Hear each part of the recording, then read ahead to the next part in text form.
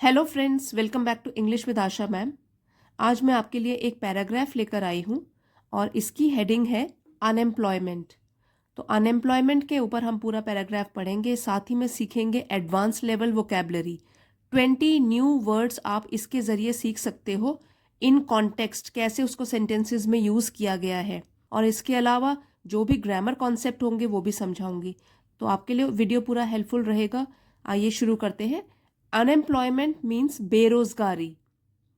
The problem of unemployment is a critical societal challenge globally.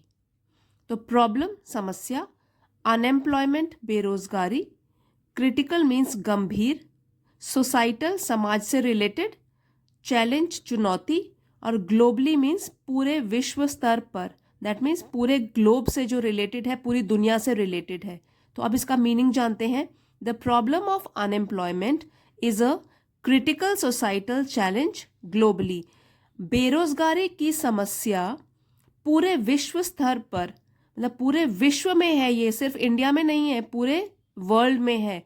तो ये है एक गंभीर सामाजिक चुनौती विश्व स्तर पर।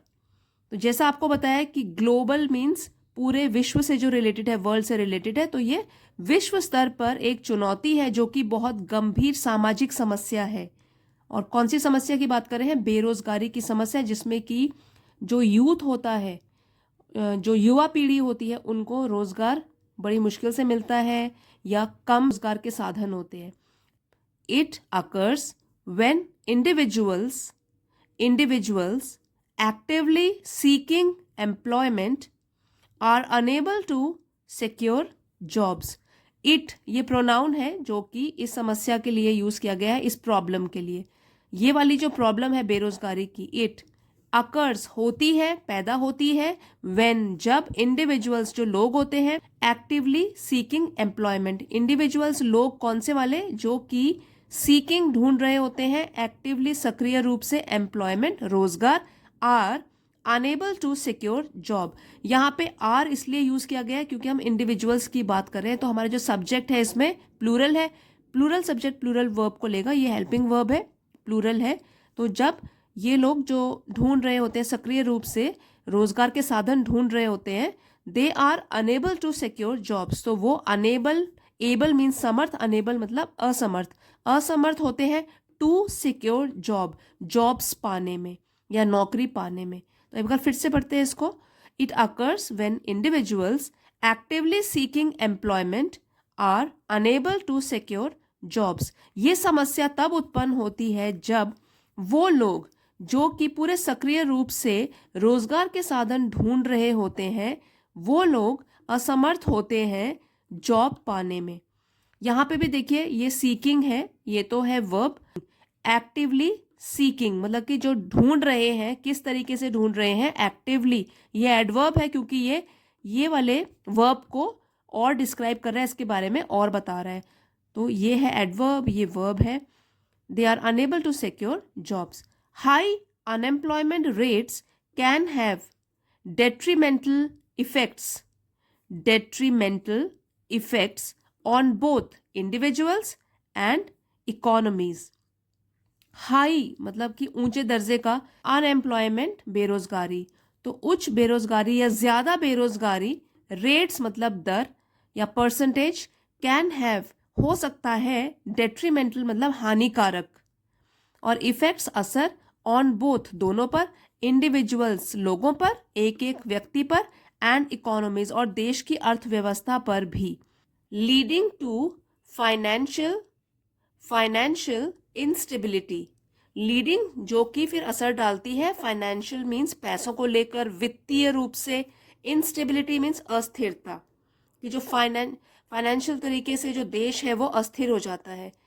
सोशल अनरेस्ट, और भी बताया गया है, सोशल मीन्स सामाजिक, अनरेस्ट अशांति, क्योंकि जब यूथ है देश का, उसको जॉब नहीं मिलेगा तो क्या बढ़ जाएगा? सामाजिक अशांति बढ़ जाएगी पूरे देश में। And a decline in overall wellbeing. Decline means गिरावट, ओवरऑल पूरे वेलबींग कल्याण, मतलब सब लोगों के कल्याण में भी गिरावट आएगी। जब लोग खुशी नहीं होंगे तो उनका कल्याण कैसे होगा, उनकी वेलबींग जो होगी उसमें भी गिरावट आएगी। अब ये लंबा सेंटेंस है, यहाँ से दोबारा से पढ़ेंगे। High unemployment rates can have detrimental effects on both individuals and economies, leading to financial instability, social unrest, and a decline in overall well-being।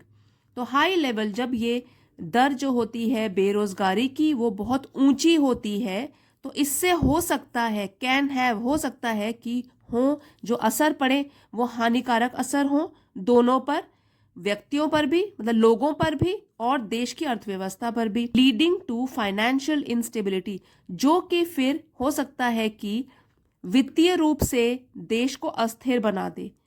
Financial instability, देश के फाइनेंस को लेकर क्या है, वो अस्थिर बन जाए, सोशल अनरेस्ट पैदा हो जाए, सामाजिक अशांति पैदा हो जाए, और लोगों के कल्याण में भी गिरावट आए। Causes of unemployment may include economic downturns। causes means कारण, of का अनएम्प्लॉयमेंट बेरोजगारी, तो बेरोजगारी का कारण हो सकता है, क्योंकि कॉज नहीं है कॉजेज है, बेरोजगारी के कारण हो सकते हैं। may include, में शामिल, इंक्लूड मीन्स शामिल, तो शामिल हो सकता है इकोनॉमिक डाउनटर्न्स, इसका मतलब है कि आर्थिक मंदी चल रही हो देश में, तो इकोनॉमिक, आर्थिक, डाउनटर्न्स मंदी, हो सकता है कि इकोनॉमिक मंदी, आर्थिक रूप से मंदी चल रही हो, या टेक्नोलॉजिकल एडवांसमेंट्स, तो टेक्नोलॉजिकल मीन्स टेक्नोलॉजी से रिलेटेड, तकनीकीकरण से रिलेटेड, एडवांसमेंट वृद्धि या बढ़ोतरी, ये हो सकता है कि तकनीकीकरण में वृद्धि या उन्नति से भी हो सकता है अनएम्प्लॉयमेंट, क्योंकि जितनी ज़्यादा से ज़्यादा टेक्नोलॉजी बढ़ती जाएगी, उसमें वृद्धि होती जाएगी, उतने ही जो जॉब है वो मशीन्स जो है उनको रिप्लेस कर देगी, तो जॉब में कमी आ जाएगी, अनएम्प्लॉयमेंट में फिर बढ़ोतरी हो सकती है। And mismatches between job skills and market demands.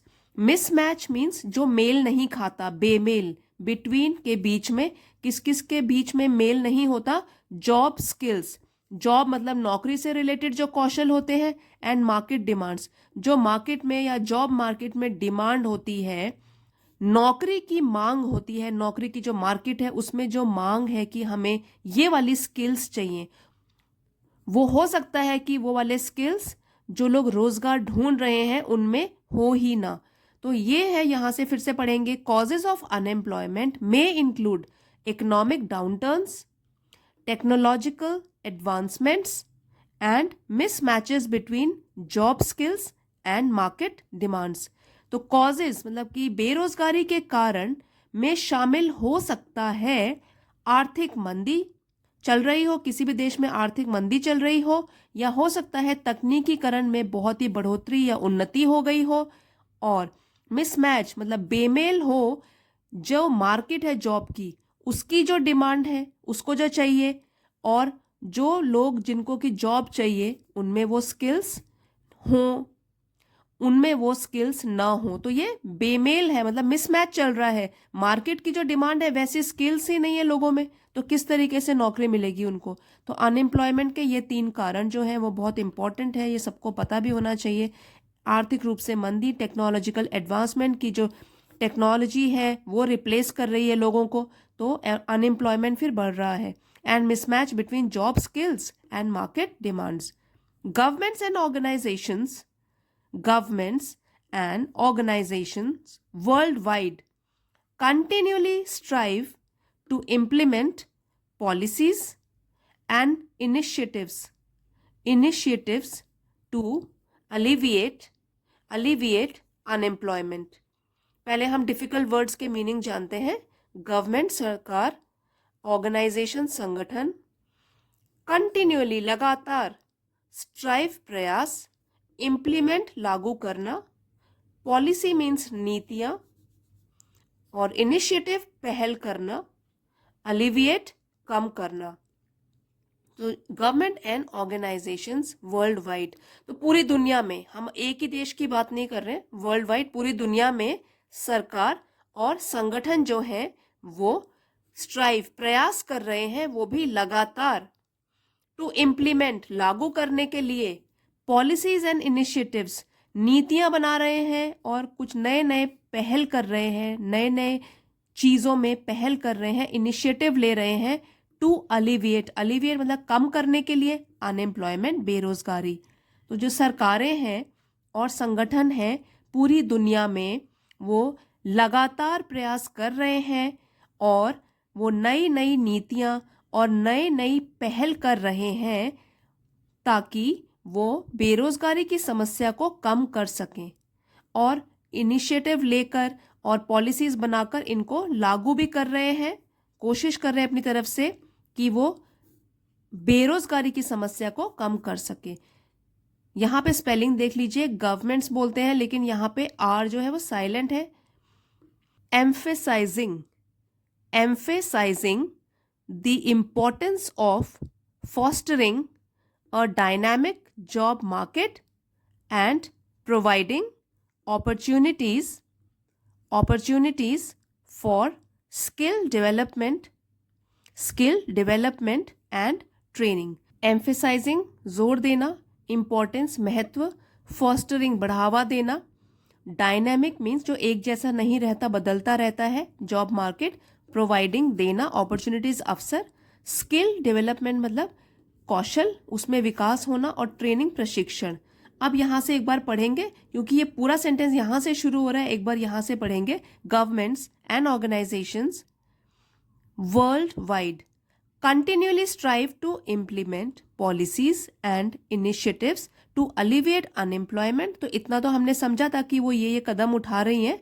उसके बाद एम्फेसाइजिंग मतलब जोर देते हुए, किस पर? द इम्पोर्टेंस महत्व पर, ऑफ के fostering a dynamic job market एक बदलती हुई जॉब मार्केट को बढ़ावा देने में, एंड प्रोवाइडिंग और प्रोवाइड करने में अपॉर्चुनिटीज अवसर, फॉर स्किल डेवलपमेंट कौशल को विकसित करने के लिए और उसके लिए प्रशिक्षण देने के लिए। तो गवर्नमेंट और ऑर्गेनाइजेशन अपनी तरफ से ये सारे कदम उठा रही हैं, वो भी वर्ल्ड वाइड, दैट मीन्स पूरे विश्व में। ये जो स्ट्राइव है ये वर्ब है, प्रयास, और इसको डिस्क्राइब कर रहा है कैसा प्रयास? कंटिन्यूअली, लगातार। तो ये है adverb.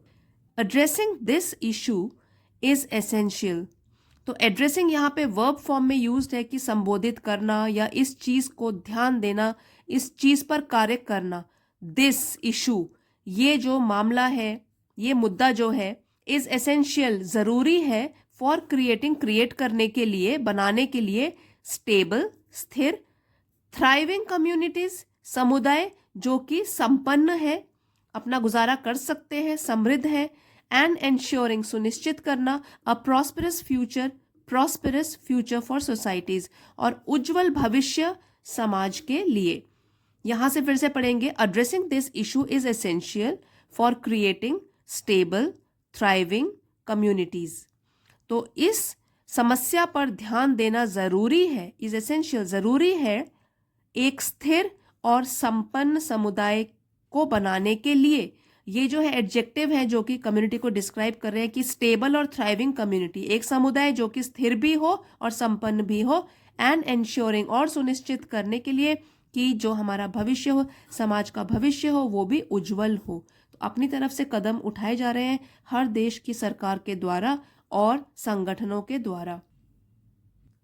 So I hope friends आपको ये पैराग्राफ अच्छा लगा होगा और इसके थ्रू आपने अपनी वोकैबुलरी भी एनरिच करी होगी, साथ ही में टॉपिक से रिलेटेड भी जानकारी हासिल करी होगी। वीडियो आज का पसंद आया है तो प्लीज़ लाइक और शेयर ज़रूर कीजिएगा। चैनल पे नए हैं तो इसे सब्सक्राइब कर लीजिए। इसी तरीके के नॉलेजेबल और इन्फॉर्मेटिव वीडियो आपके लिए रोज़ लेकर आती हूँ। Thank you friends for watching. See you next time.